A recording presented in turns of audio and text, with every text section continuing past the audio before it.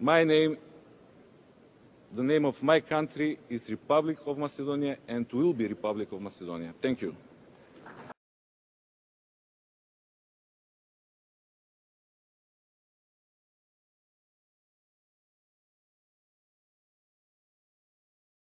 Ако се најде формулација, значи со некаква додавка или придавка, која што нема да значи рушење на националниот идентитет, туку може би дополнителен опис на нашето државно уредување, мислам дека можеме да ги постигнеме двете цели.